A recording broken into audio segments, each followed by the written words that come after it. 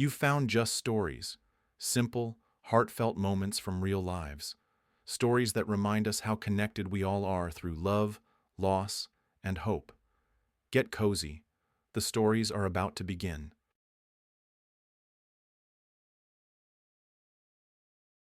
When Sarah realized she was carrying a new life inside her, she was seized by genuine panic.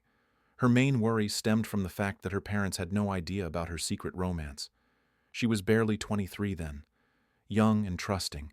She lived by the dreams of love, nurtured on the pages of countless romance novels.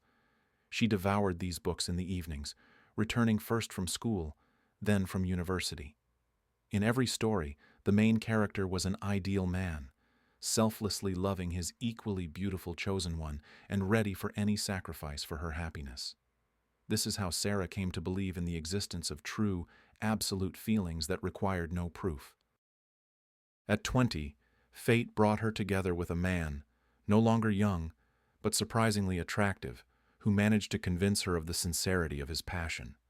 For Sarah, he became the embodiment of the hero from her books.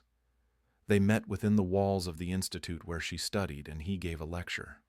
Arthur Davies's arguments seemed so profound, true, and impeccably logical that she listened, holding her breath, and after the class ended, her questions were the most numerous. Sarah chose the political science faculty not out of coercion, but out of genuine interest. This passion was passed down to her from her grandfather, a man deeply engrossed in the country's events, sometimes expressing very insightful thoughts. Her grandfather himself worked his whole life in a factory, but he followed the speeches of leaders, representatives of power and parties, as well as any political changes, with particular zeal. It was thanks to him that Sarah decided to link her future with this field. Arthur Davies's speech, who at that time held the post of mayor of the city, was a real event for Sarah. Firstly, she saw the mayor in person for the first time, and secondly, she had the opportunity to hear his view on the prospects for the development of the country and the world as a whole.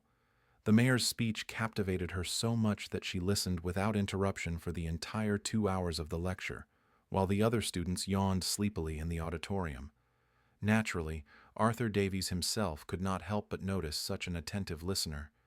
It seemed to him that the young woman was fascinated not only by his words but also by his personality. At least, that was the impression he got upon their first meeting. After the lecture, Arthur Davies himself approached Sarah. He extended his hand and introduced himself with courteous politeness. "Good afternoon. My name is Arthur Davies, and I am the mayor of this city. But, as far as I know, you are Sarah. It is an immense pleasure to meet you." She shook the offered hand and modestly lowered her gaze. "Yes, of course. I know you and have heard a lot about you. Your manner of governing the city is very close to me, and I was extremely impressed by how you discuss the situation in the country and the world. You like politics?" Arthur Davies smiled broadly. "In my opinion, women shouldn't delve into this area." Sarah could not agree with this, and a short argument ensued between them, which resulted in an invitation to a date from the city mayor himself. "Sally, you struck me as a very intelligent and thoughtful young woman. I hope you understand what I mean by inviting you, so to speak, to dinner?" Sarah nodded understandingly. She was perfectly aware that the city mayor, being a married man with considerable authority, could not afford to appear openly in public with a young student, even a future specialist in a field close to his own. The conversation with Arthur Davies that evening completely changed her life. Talking with him captivated her more and more. She was impressed by his reasoning. His views were close to her, and she could share thoughts with him that she couldn't confide in friends or family.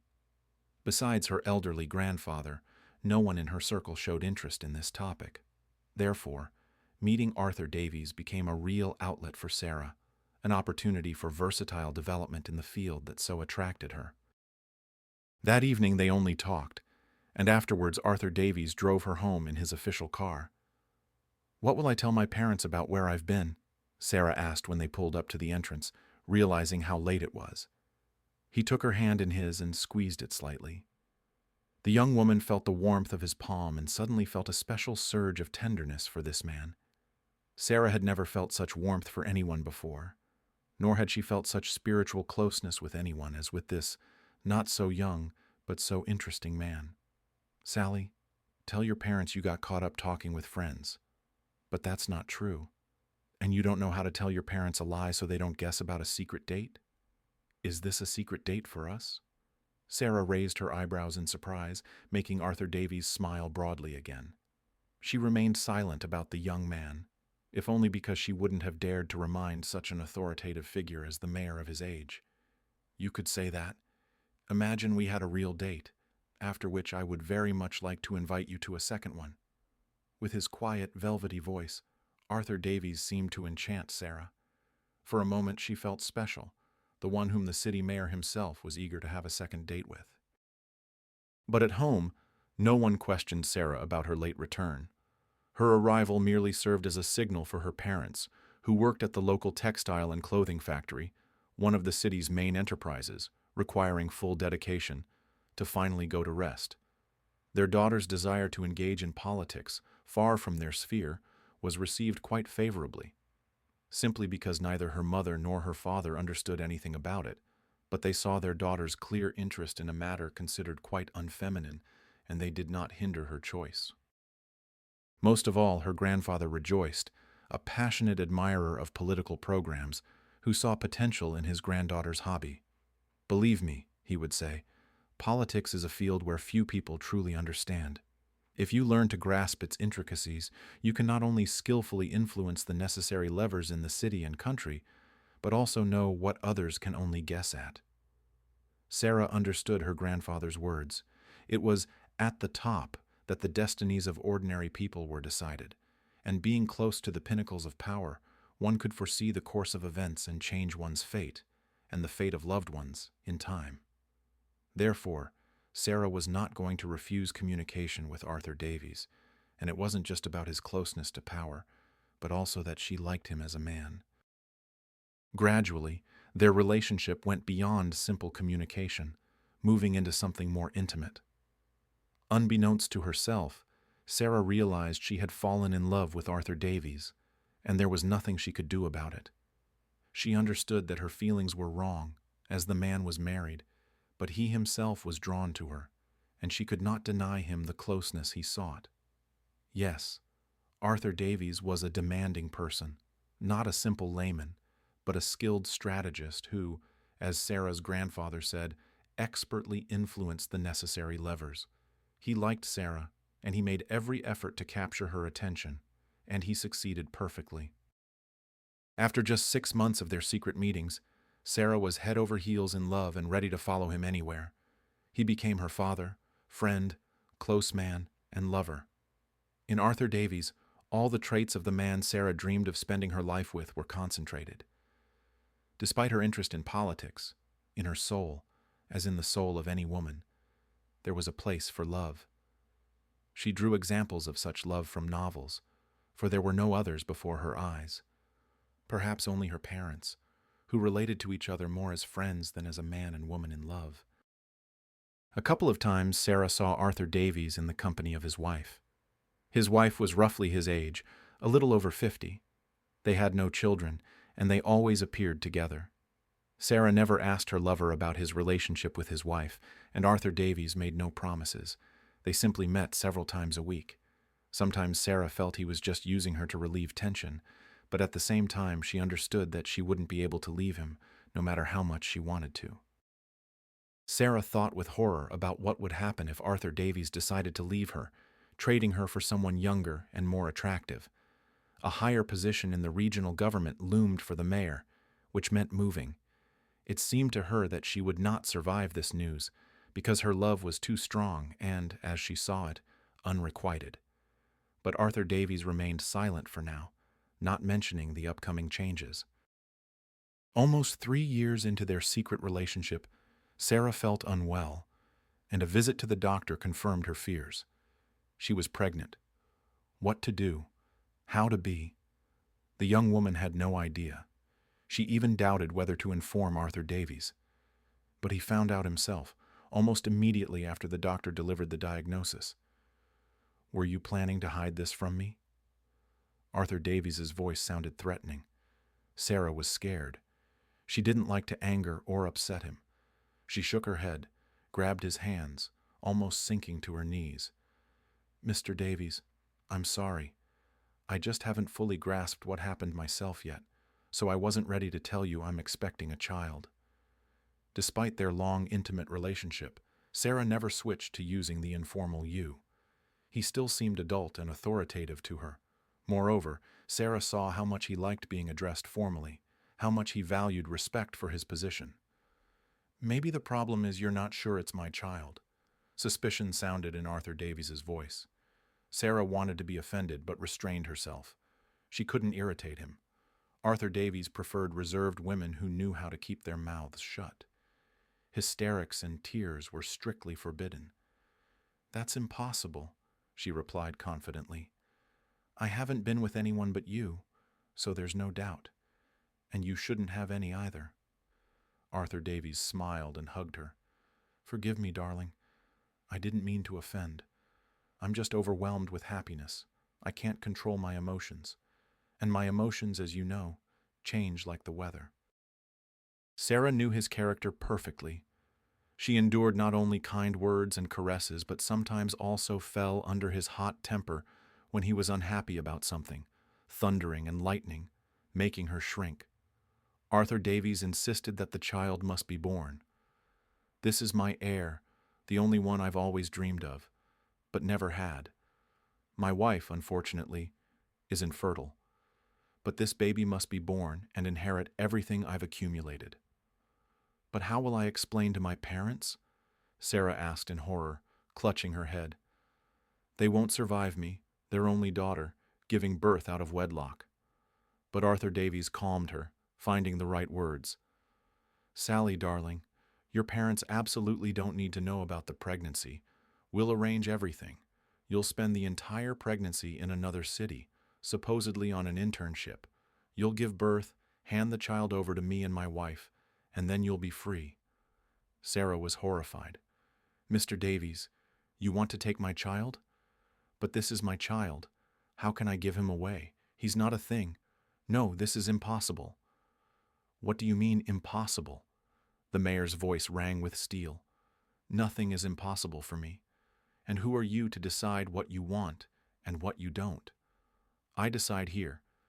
If I've decided this child will be mine, then it will be. But no one will know that my son was born to some student, my temporary mistress, whom I patronized. Don't think too much of yourself. You are just a tool for getting the person I need." Sarah listened to him in a panic. Not only was she pregnant by a married man her parents didn't know about, but he was also setting conditions. Give up the child, and forget. All her dreams and illusions about him crumbled to dust. Instead of a dear and reliable man, she saw a cruel businessman who had made a decision he would not back down from, and her future depended on him. "I'm not offering this for free, you know," the mayor said, gently squeezing her fingers. "I will provide for you for many years. You won't have money or housing problems. I'll get you a wonderful, high-paying job. Only a fool would refuse. And you are a smart girl. You don't want to ruin your life and the lives of your loved ones, do you?" Now his words sounded like a direct threat. He hinted that in case of refusal, Sarah and her family would face the displeasure that this powerful man would surely unleash upon them. "I don't want money, and I won't give up my son," Sarah cried out, tears streaming from her eyes. "I want to be with you. I want to give birth to this child, raise him with you, be, if not a wife, then a close woman." Arthur Davies laughed loudly, releasing her hand. She looked at him with tear-filled eyes, not understanding what she had said that was funny. The situation seemed hopeless, and his laughter instilled fear. This man, though loved, remained inaccessible and utterly unfathomable to her. "Who do you think you are, my girl?" He finally suppressed his hysterical laughter and looked at her intently. "Do you imagine me as your husband, and yourself as the mother of my child? Next to a man like me, there should be a different woman, well-bred, mature, wise. And you? You are a silly, snotty girl who knows nothing about life. Or do you think that because I slept with you, all doors are now open to you?" "I love you," Sarah blurted out, and she burst into tears. She was barely comprehending what was happening, how she had ended up in this ridiculous situation. For the first time in almost 3 years, she confessed her feelings to him, genuinely saying what she had kept inside for so long. He frowned, clearly displeased. So what? Do you think your confession will change anything? I'm talking about love. I will be the mother, not someone else. All this time I've tried to be the best for you, never did anything wrong, and now I'm just a snotty girl? That's right, Arthur Davies replied coldly. And now you either accept my terms, or I will do everything to make you regret your refusal. And what happens if I don't accept? Sarah asked, her voice trembling with horror, her eyes wet with tears gazing into the face of the man she loved. She hated herself for her feelings for this man who had trampled her into the dirt, but who still remained the dearest to her. Even with her father, Sarah didn't have such a connection as with the married mayor who was going to take her unborn child. Your life will turn into hell, Arthur Davies replied curtly. This answer was enough for Sarah to make a final decision. She would not resist. A young woman with a child in her arms is unwanted, unlikely to arrange her personal life. And she was also afraid for her parents and the baby's future. Arthur Davies had no children, and his desire to have an heir, even from a fleeting affair, was immense. I'm already in hell, Sarah mumbled, and then suddenly smiled. She wouldn't object. She was used to indulging him, not expressing dissatisfaction. No matter how he behaved, he remained the best, which meant all his decisions were correct. You don't know what real hell is yet. Again, unexpectedly, he reached out and pulled her close. She cried quietly, burying her face in his shirt, mentally hating herself and cursing the day she got involved with the man who had broken her life and made her completely dependent on him. That night, Sarah barely slept, thinking over her decision. She would give birth to Arthur Davies's child, get the money, and arrange her future. Anyway, Arthur Davies wouldn't give her a peaceful life, and she didn't want to ruin the child's life. Let the baby grow up in a complete family. Let Arthur Davies be happy with his wife and heir. Sarah would remain the main woman in his life, the one who gave him a child and sacrificed motherhood for the sake of her beloved. Mum, Dad, I'm going to Moscow for an internship, Sarah announced to her parents a week later. Before that, she and Arthur Davies had discussed at length how the pregnancy would proceed. Staying in her hometown was impossible, and Sarah didn't want to go to the regional center. If she was going to change her life drastically, Moscow was better. You've never been there, Arthur Davies replied, and you have no idea what it's like to live in a huge city. I want to live in Moscow, and I want to get a good job after. You know what I mean. Now, after university, I can't work because I'm in this condition. I'm losing a year of my life to make your and your wife's life complete and happy, and I want compensation for the sacrifice. Arthur Davies chuckled, looking at her. He clearly didn't expect such demands. You've decided not to be petty, he said, his lips twisting into a smirk. Do you think life in Moscow is sweet? Do you think if you get a foothold in the capital you'll achieve something? You are an empty, stupid, naive girl. What are you counting on with a head like that? Arthur Davies continued to insult her, but Sarah decided not to give in. Before, he had said he would never get involved with a stupid woman, and now it turned out he had always considered her one. She didn't say a word about him being the one who behaved stupidly. Sarah was still afraid of Arthur Davies and didn't want to fall under his hot temper. I've told you everything, she replied, trying to make her voice sound confident. If you don't accept my terms, I'll tell my parents the truth. I dream of Moscow. I don't want to live here or in the regional center. I want more, and you promised I had a choice. I'm going to run for governor, Arthur Davies said. After that, life in the region and the city will change. But you're choosing a huge city where it won't be easy, and I won't be able to help, except financially. I don't need any other help, Sarah cut him off. Money is enough. You won't allow me to see the child. You want to take him. Why would I want to see the baby you'll take away? Even if you think I'm stupid, you understand that I will become the mother of a child who will be taken from me. If you regret it in the future, there's nothing I can do. Arthur Davies said evenly. You'll wring your hands, ask me to fix everything, but I won't help. Keep that in mind. Sarah nodded. She understood she was making a terrible deal. She would be without a child, but with money. She had a choice. She could run away, leaving him without the child and the ability to threaten her. But Sarah didn't want to. She didn't yet feel anything for the growing baby. She didn't fully grasp the seriousness and consequences of her decision. A few weeks later, she was in Moscow. She arrived at Paveletsky Station, took a taxi, and dictated the address Arthur Davies had written down. He had rented a 2-bedroom apartment in Maryino. Sarah headed there, full of excitement. She wanted to unpack quickly and walk around the country's largest city. The landlady, waiting by the entrance, gave her an indifferent look. She probably didn't know the truth about Sarah's condition and why a rich, not-so-young lover, who had given a different name, was renting her an apartment. Andrew said you plan to live here for at least 6 months, the landlady said briskly while Sarah looked around the place. Hearing an unfamiliar name, Sarah tensed, then realized that Andrew was Arthur Davies. Yes, that's right. I've come for an internship for at least 6 months, likely longer. That's good. The woman nodded, looking at Sarah again. I needed a long-term tenant. Keep in mind, Sarah, parties and noise are forbidden. It's a good neighborhood, decent neighbors, and your Andrew vouched for you and promised there would be no problems. Don't worry, that's exactly how it will be, Sarah replied, already looking out the window, admiring the neighboring buildings. She had never lived in a place like this. The apartment was huge for a 2-room flat, furnished with the latest trends. Even the dishes were French. As soon as the landlady left, Sarah dialed Arthur Davies's number. I've arrived. Rest tomorrow, start work on Monday. The internship isn't fake. You'll have to work for at least 2 months. I don't mind, Sarah replied. I'm even glad I can do something useful. Sarah wasn't being cunning. She genuinely wanted to work, to develop.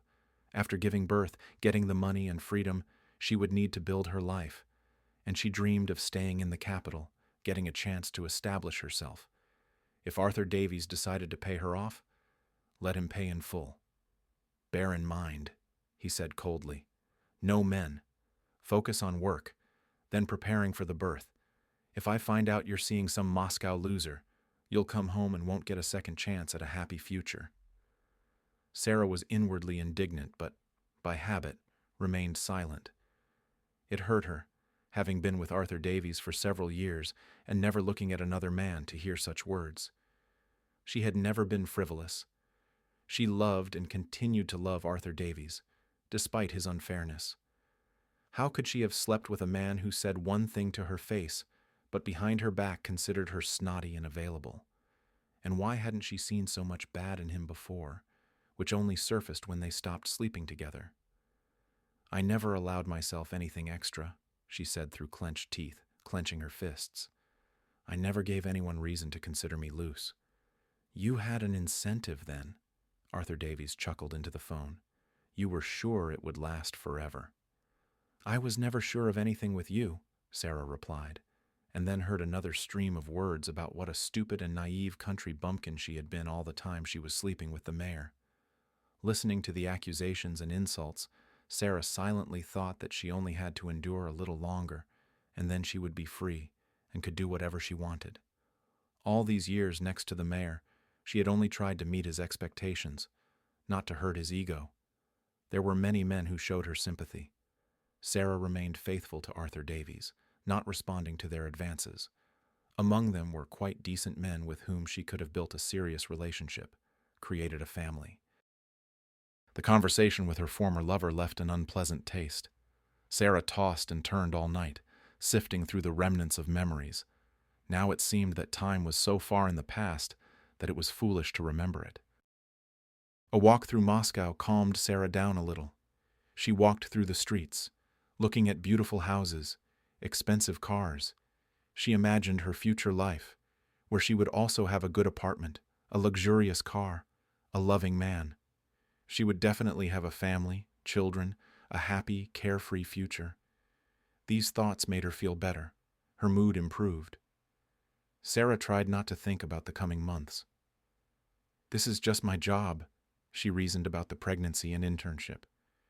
I will just fulfill a duty, for which I will receive money and opportunities to live better. She reassured herself, poorly understanding how life would turn out after she handed the child over to Arthur Davies. She didn't see the situation clearly because there was still hope. The mayor would change his mind, would provide for both her and the child. Perhaps sooner or later Sarah would become his wife, transforming from a happy woman next to her beloved into the wife of the mayor, perhaps even the governor. Until the child was born and Arthur Davies took him, the hope for change flickered. The next morning she headed to the company office. The journey took little time. The thoughtful and calculating Arthur Davies had rented an apartment just 2 kilometers away, and Sarah didn't even have to use transport. In recent days, she had been severely nauseous from smells, so a trip in a crowded bus or metro seemed impossible. Walking through the streets of Moscow, she thought again about how caring Arthur Davies could be. It was not in vain that she loved him. He wasn't so bad after all, even despite their strained relationship. Sarah was at the administrator's desk in the business center at 8:45. She was nervous. She had never worked before, and this chance was a lucky ticket. Here is your pass. A pretty girl handed her a plastic card with the word guest on it. Looking at her nails, her hairstyle, Sarah thought that she would definitely become just as chic and confident. For now, she was just a provincial girl who, thanks to an influential man, had received a pass to this building and a promising company. How do I find the company prospect? Sarah asked, and felt someone touch her arm. Turning around, she saw a handsome man in his 30s, smiling and holding his hand on her elbow. Are you Sarah Peterson? He asked. Sarah found it funny. No one had ever addressed her by her first name and patronymic before. She was 23, had just finished university, and wasn't used to such a dress. She smiled at the pleasant man and saw the administrator girl, who turned out to be incredibly beautiful, cast an interested glance at him. It was clear she was attracted, but Peter didn't pay attention. My name is Sarah Peterson. The man removed his hand and extended his palm. Peter Thompson, Deputy Director of Human Resources, he introduced himself. Sarah couldn't take her eyes off the administrator, who was devouring Peter with her gaze. Will you show me to my workplace? Sarah smiled again, trying to be friendly. How she liked it here.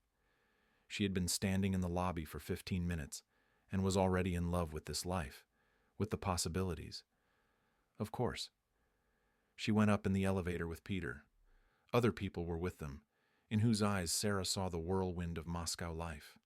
Life in Moscow seemed like a fairy tale. Peter led Sarah to the reception area where she was to work. Promising an internship, Arthur Davies hadn't said she would be the general director's assistant, sitting in the reception area, registering documents, receiving visitors. That's how Peter briefly described her duties.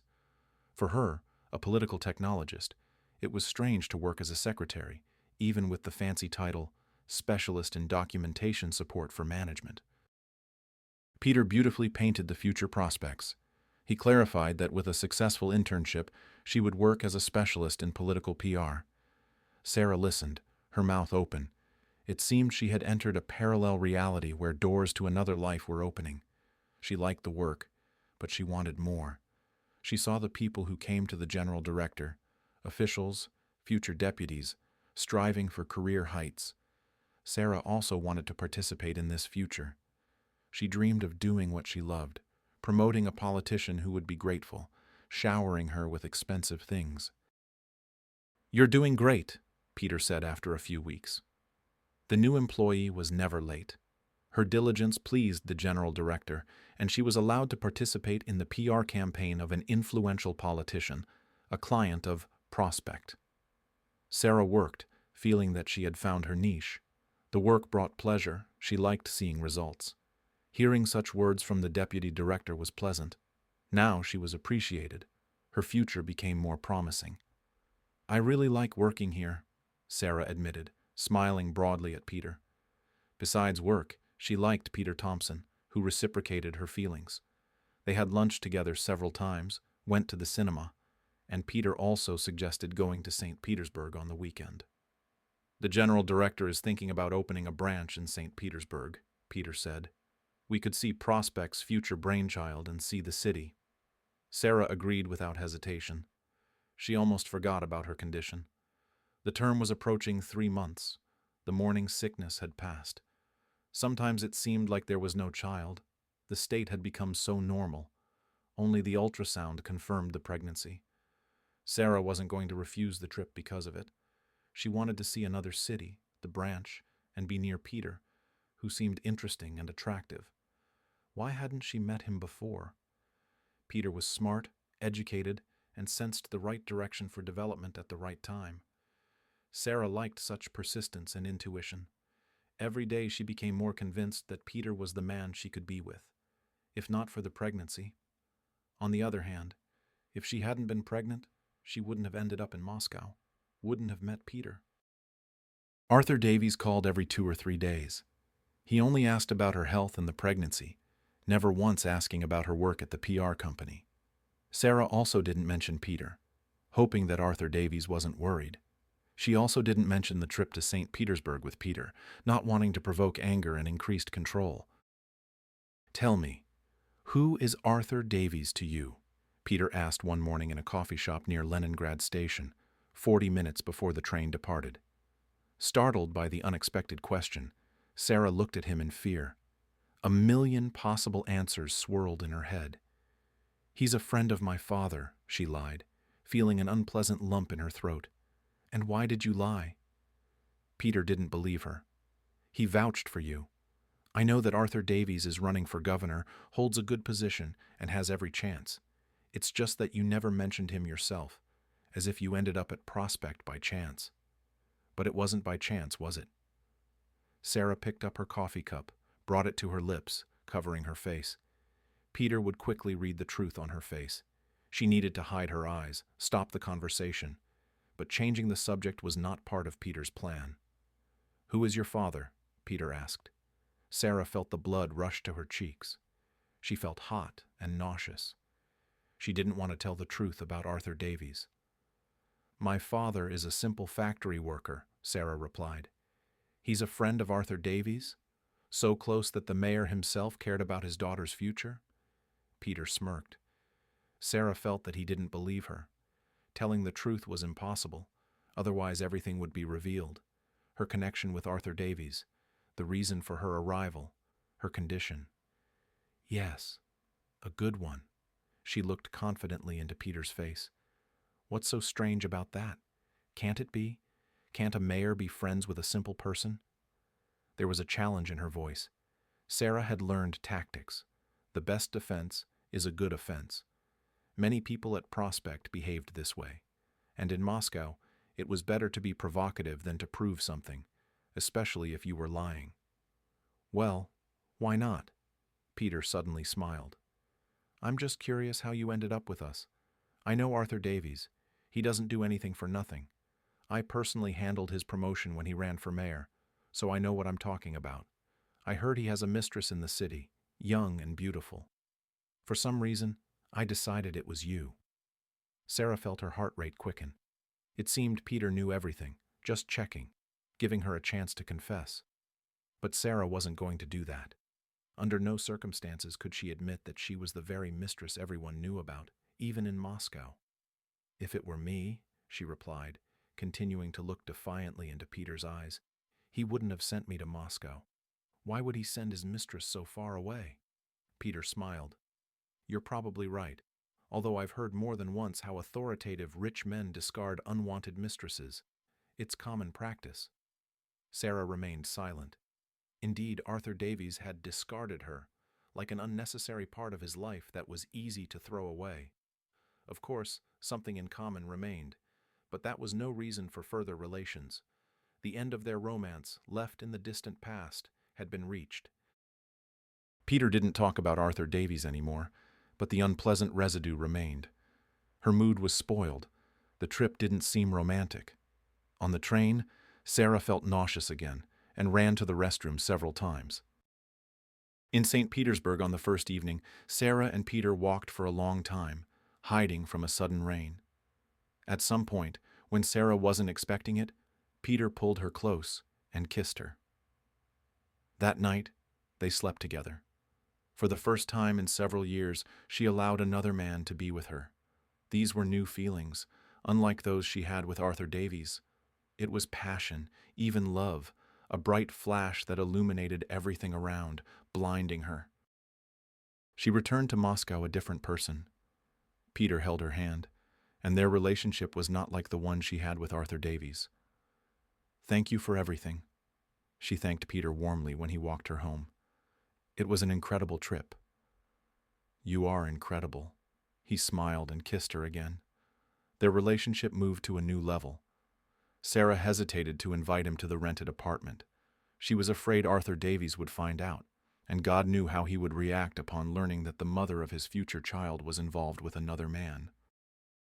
A few weeks later, Sarah noticed changes in her appearance.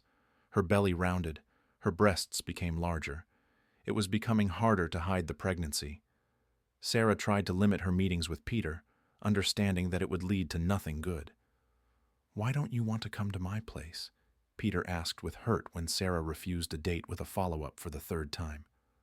"I don't feel well," she lied, thinking that lying had become her life. Telling the truth was dangerous. If Peter found out, the relationship would end, and Sarah didn't want that. What she actually wanted, she didn't understand. She had to decide. In a few weeks, her condition would become obvious. That day, when Peter closed the door of the break room behind them, Sarah's heart was pounding. She was preparing for a serious conversation, like an approaching storm. "Why are you running from me?" Peter's voice rang with indignation. "What's going on? Is there someone else? Didn't you notice? I'm not like most women. If your ex cheated, it doesn't mean everyone does." "Then why?" he asked, staring at her face. "Why are you avoiding me?" Sarah sobbed. "I don't want rumors about us. Once the internship is over, let things be as they will. But for now, I don't want everyone to see what's happening between us." "What difference does it make what others think?" Peter clutched his head. "I'm going crazy thinking about you, and you're hiding as if you don't need me at all." Sarah could no longer hold back, crying softly, wiping away tears. Peter hugged her, held her close, and whispered, "Marry me." Sarah looked up at him with tear-filled eyes, blinked, as if not believing. "Are you serious? You want me to be your wife?" "I do," Peter breathed, holding her even tighter. "I'm going to St. Petersburg for 2 months. I need to develop the branch, recruit staff. Your internship is about to end, and I want you to come. We'll live together, get married. I'll help you get a job at the St. Petersburg Prospect." Sarah almost choked with emotion. Peter was telling the truth. No one had ever offered her their hand and heart, and here was such a promising man, whom she liked, proposing. What to do? She was due to give birth in 5 months. Her head was spinning with thoughts. She had to decide something, answer. "I agree," she blurted out. "Agree." A few days later, Sarah saw Peter off at the airport. Happy, anticipating a carefree life, she wondered how to stall until the birth. A ring sparkled on her finger, and looking at it, everything inside her flipped with happiness. She and Peter called each other every day, several times. Sarah waited for the internship to end so she could go to her parents. She invented a story about a sick grandmother who needed care. The grandmother had been gone for a long time, but Sarah wanted to go home and visit her parents. "I hope your grandmother gets better and you can move," Peter said, worried about the delay. "I miss you. I miss you very much." "Me too," Sarah sighed. "We'll keep calling like this. I'll try to leave as soon as possible." She arrived at her parents' house. For now, wide dresses and hoodies helped hide the pregnancy. No one noticed the changes. Her mother and father asked about Moscow, looked at her work record book, admired her intelligence and abilities, not knowing how their daughter had gotten into a large company. After arriving, Sarah went for a walk in the park. Sitting on a bench by the pond, she stretched her legs with relief, raising her face to the sun. It was August, a beautiful time, not hot anymore, but autumn hadn't arrived yet. Sarah smiled at the sun, thinking how correctly she had acted with the child, with Arthur Davies, with Peter, and with her future. Resting? A woman's voice sounded nearby. Sarah turned around in alarm, almost gasping. It was Eleanor Davies, Arthur Davies' wife. Sarah had seen her a couple of times. The rest of the time she looked at photos in newspapers. "Sit down. Don't be afraid," Eleanor smirked, seeing her fright. "I won't eat you. I need to talk to you." Sarah looked her over. The woman looked good for her 50s. No gray hair, perfect hairstyle, dressed fashionably but not ostentatiously. Her skin was wrinkle-free. She looked about 45. "What is there for me to talk about with you?" Sarah asked, moving to the edge of the bench. "About what's happening in your life that concerns me and my husband," Eleanor replied calmly. "Or do you think I don't know anything? Neither about you nor about the changes you're preparing for us?" Sarah was silent. Of course, Eleanor knew everything. Arthur Davies didn't hide his affairs, and she was fine with him seeking pleasure elsewhere and not bothering her. All the mayor's property that he didn't want to disclose was registered in her name. Even more real estate and assets, which an honest mayor of a provincial town couldn't have, were registered in her mother's name. Arthur Davies wasn't honest. He hid everything, registering it under his wife and mother-in-law. Both spouses were satisfied. Eleanor had her business, Arthur Davies had his mistress, and both had a strong marriage built not on feelings but on calculation. "I know that Arthur got it into his head in his old age to become a father," Eleanor said, looking straight at her. "He doesn't know yet that I don't need this gift of fate even for free." Sarah stared at Eleanor in surprise. "What do you mean, don't need?" the young woman asked. "Didn't you want a child?" "I never wanted children," Eleanor replied, squinting, looking at the sun, then at the river. "It's beautiful here. I like my life. It has no obligations to children. I don't want children. Is that clear?" Sarah felt a chill. What would happen next? They would refuse the child. She would have to raise him herself. No, this arrangement didn't suit her. She had agreed on something else with Arthur Davies. "So what?" she asked with a trembling voice. "What are you offering?" "Money," she shrugged. "A lot of money and your disappearance from the city and the country. I'll pay enough so that you, the child, and your parents won't be in need for several years. Then you'll manage on your own." "That's not what I agreed to," Sarah mumbled, feeling nausea rising. "I don't need this child." "Neither do I." Eleanor cut her off, got up from the bench, rummaged in her handbag, which cost as much as a used car, and handed her a business card. "Call me when passions subside. Thinking with a clear head is better." She left. Sarah, holding the business card, trembled. Taking out her phone, she dialed Arthur Davies' number. "Mr. Davies," Sarah whispered, "your wife. She doesn't want the child. What should I do?" Silence hung on the other end. Sarah nervously fiddled with the business card, waiting for the answer from the most influential man. Arthur Davies couldn't cancel everything, could he? He wanted a child, did everything to get one. Sarah definitely didn't need this child. She was getting married. She had plans that a screaming infant didn't fit into. "Go back to Moscow," Arthur Davies said coldly. "Be out of the city by tomorrow.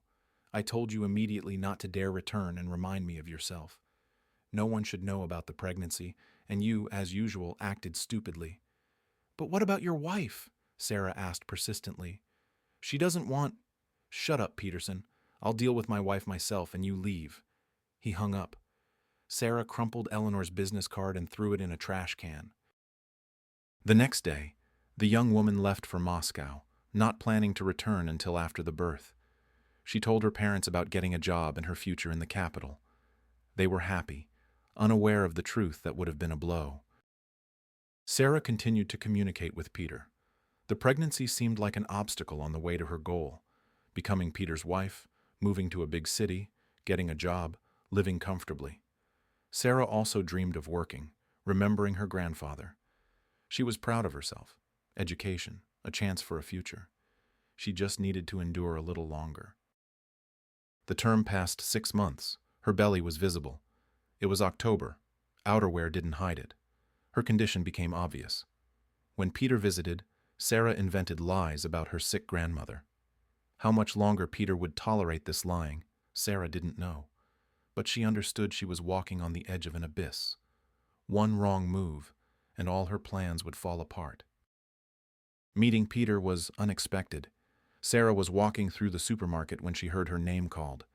The voice was familiar, and inside she ached with hopelessness, with the realization of the end of her happy life. Peter looked stunned. Her belly was protruding. Estimating the dates, Peter realized his fiancée was pregnant, but not by him. "I'll explain everything," Sarah mumbled, but from her fiancé's face, it was clear that no explanations were needed. What could she say? A fiancé living in Moscow, leading him on, pregnant by God knows whom, could no longer remain a fiancé. "You don't need to explain anything," Peter said through clenched teeth, extending his hand.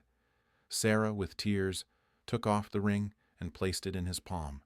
That was the end of everything, without explanations, without hysterics. They met by chance, exchanged a few phrases, ended their story. Sarah was in a panic. No fiancé, no bright future, almost 27 weeks pregnant. Arthur Davies's control, thoughts of his wife who didn't want the child. Arthur Davies came to Moscow in December, a month before the birth.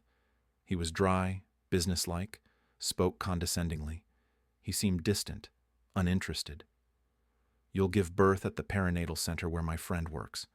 After the birth, you'll sign the refusal. Then you're free. I don't need you anymore." Sarah listened in silence. Inside, a spectrum of feelings, from self-pity to hatred for this rich man who spoke such words. 1 month remained. Arthur Davies promised to rent the apartment for a year after the birth, then Sarah was to manage on her own. Labor began on New Year's Eve. Having suffered all day on December 31st, by 9 in the evening, Sarah was on her way to the perinatal center, suffering from pain, wishing to be rid of the child. The doctors, tipsy, put her in a ward and left to celebrate. She suffered, screamed, called for help. A nurse looked in once, shouted, "Stop yelling. It's a holiday and you're screaming like you're in agony. Do you think you're the first or the last to give birth? What a big deal." When the bleeding started, Sarah began to lose consciousness. Doctors rushed in. She passed out from pain and weakness. She woke up in the morning. "Did I give birth?" she asked weakly, addressing the girl in a robe. She turned around, smiling slightly. "You did. A boy, almost 4 kilograms, a little elephant. Can I see him?" A few minutes later, the newborn was brought in. Taking him in her arms, wincing from pain, Sarah didn't feel a surge of happiness or awe. She held the child, and this moment seemed the happiest in her 24 years. Small hands, a pink nose, dark hair, all her own. Incredible. Sarah was scared. She was terrified at the thought that she would have to give up this miracle. She was not ready to do it. The next day, while she was feeding her son, Arthur Davies burst into the ward. "What the hell?" he roared. "Why is she feeding the child? I told you, as soon as she gives birth, take the baby away." He forcefully snatched the child from Sarah's arms. She wanted to object, but saw the furious Arthur Davies and fell silent. He carried the child out. Since then, Sarah never saw her son again. They brought her documents, and she signed them in silence. Inside, everything was tearing apart with pain and regret. But nothing could be undone. With her own hands, she signed the refusal of her son. Sarah tried to call Arthur Davies, but he didn't answer. A man in a black suit brought stacks of money to the hospital. This was the payoff. For this money, Sarah had sold her child, as she had wanted. Only inside, everything churned with self-hatred, contempt, and longing for the baby who seemed the most precious to her. "We are discharging you, but we strongly recommend you visit a women's clinic," the doctor said sternly, handing her the documents. "You need examination and treatment." "Treatment?" Sarah asked indifferently, looking at the documents. "Why? What for?" The doctor looked surprised. "You had a difficult birth, as a result of which you lost the ability to have children. Didn't the doctors tell you anything?" "What?" Sarah stared at the man in the robe. What was he saying? A joke. Arthur Davies's attempt to finish her off. Lost? I can't have children anymore? Unfortunately, no. The doctor nodded. The diagnosis is written here. You should see a doctor for hormonal therapy. Sarah left the hospital on shaky legs. In her bag were documents stating in black and white: infertile, difficult birth, surgery, the reason. She could forget about a bright future with a family and children, but somewhere out there was her son, her only child, whom she had given away to his father for a payoff. After visiting another doctor, the diagnosis was confirmed. Sarah was in a panic. Hormonal changes after childbirth. She cried constantly, couldn't breathe, was tormented by nightmares. In rare moments of sleep, she dreamed of a small child in her arms, whom Arthur Davies was taking away. In her dreams, Arthur Davies was a monster with red eyes, flames coming from his mouth. The terrible man remained terrible even in her dreams. She broke down, went to her hometown, looked for Arthur Davies with his wife and child. Once she saw Arthur Davies with a stroller. She didn't dare approach. She was afraid of him, the man who could destroy her and her family with a snap of his fingers. Returning to Moscow, Sarah tried to forget. She got a job as a secretary, moved out of Arthur Davies's apartment, and relocated to the Moscow suburbs. Every day she spent 2 hours commuting to work and 2 hours back. The trips were exhausting, but Sarah didn't complain. She didn't want a family or children. She transferred all the money from Arthur Davies to the account of a children's rehabilitation center. Not a penny for herself. The money felt dirty, defiling her life. A year after giving birth, Sarah calmed down a little. She met her neighbor, Mark Thompson. They developed a friendship. After a few months, it grew into something serious. By spring, Sarah had moved into his one-bedroom apartment. "I want to introduce you to my mother," he announced solemnly. "She lives in the next building. I haven't dared to tell her I have you." "Why?" Sarah was surprised. "You're 30. Why hide your personal life?" Mark hesitated. "It's just that Mom is still upset that I divorced my first wife. She really loves Lisa and can't forgive the divorce." "Why did you divorce?" Sarah asked without much interest. She liked Mark. She felt good with him. But there was no great love, like for Arthur Davies or Peter. It was as if the censor for love had been removed from her body. "She cheated on me," Mark replied curtly. Sarah decided not to pry into his life. Mark's mother was clearly not happy that her son had gotten together with an out-of-towner. Native Muscovites didn't like newcomers. Catherine Thompson believed her sons deserved better than some country bumpkin. "Sarah, what do you do?" Catherine Thompson asked, pronouncing the name unfriendly, peering with a sharp gaze. Sarah, trying to remain composed. "I'm a secretary. By education, I'm a political technologist. I worked in a PR agency, then I quit and got a job as an assistant manager." "Why didn't you continue working in your field?" Mark's mother asked curiously, drilling her with her gaze, as if trying to see through her.